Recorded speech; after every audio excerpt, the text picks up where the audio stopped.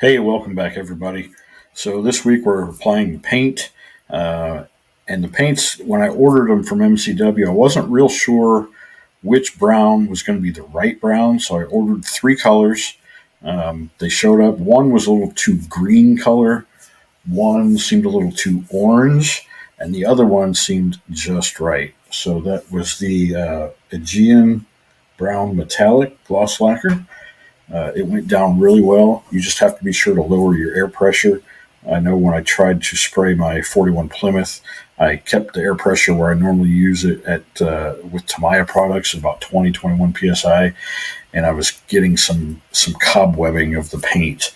But by lowering it down to about 17 or 18 psi, that all went away. It laid down beautifully. So that's where we're at. We're putting on the color coat, and then I had originally sprayed the engine bay components in a flat black. Well, I sanded that down and decided, no, that needs to be the body color. So we sprayed that as well. And then afterward, I masked different components inside the engine compartment off to paint their detail colors, right? Um, got that done, and then we went back to the spray booth to put our clear coat on, which is also the MCW gloss clear lacquer, and it's just beautiful stuff. So at the end, I'll show you where we stand with the completed. Well, it's not completed.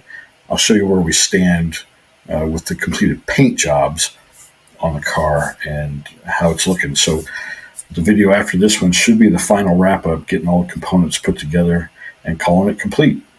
So stick around. Hope you enjoy it.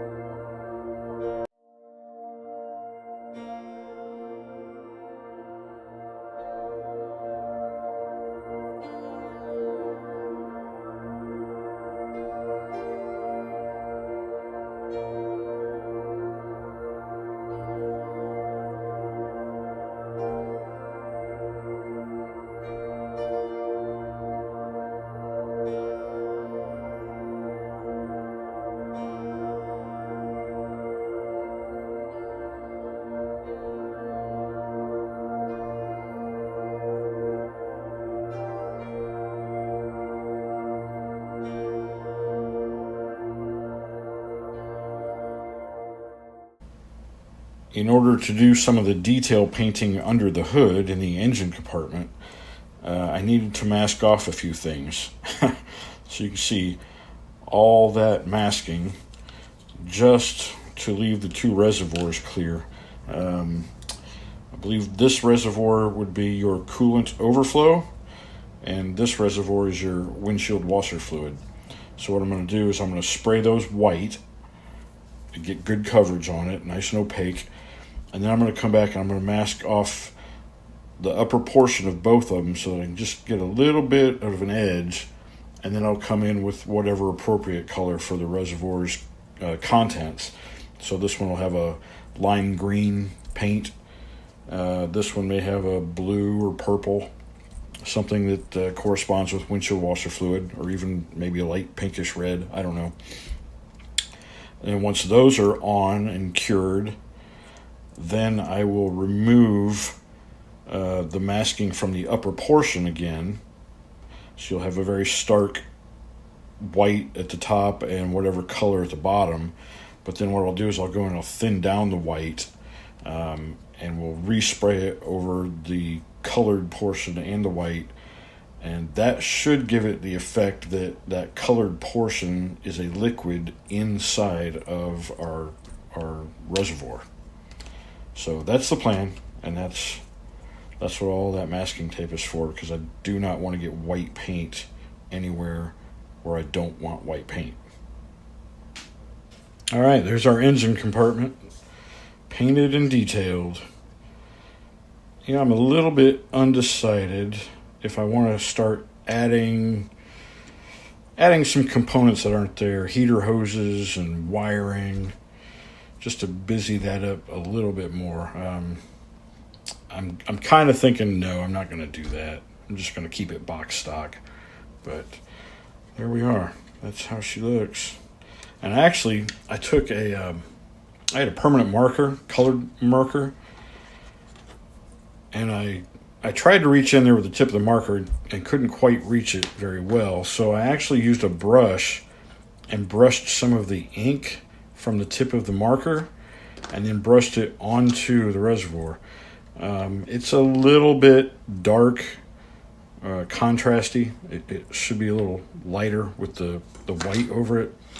But I still think it looks better now than it did before. Before you couldn't see it at all. So, in fact, I'm even debating on doing it to the coolant. I'm setting it up to wet sand now before we go with the clear coat. And actually, I still have a silver gray stripe to do all around the bottom of it. But I'm going to go ahead and sand the wet sand, the brown color coat first. This is the first time I've done this. All right, so you know, doing the cars, I think I've said it before, is newer to me. I mean, I have built a car or two when I was a kid, but I wasn't as interested in cars as I was airplanes. And then that recently changed because of a job change, really. So I'm around automobile parts a lot more, so I'm around automobiles more. So I'm going to try to get a better finish on this one, better than I've ever tried to do before on a car. And I've got, these are the God Hand brand of sanding sponges. I've got 4,000, 6,000, 8,000, and then finally 10,000 grit. And we'll work our way up to that. Yeah, so hopefully this works out. But I think the way to do it, from what I've heard and read, you just kind of let the weight of the sponge and the water do the work. No additional pressure needed. And I think that's right. I mean, I don't have a whole lot of orange peel on this, but you can tell it's not as smooth as it could be. And hopefully that's where we're going to take it.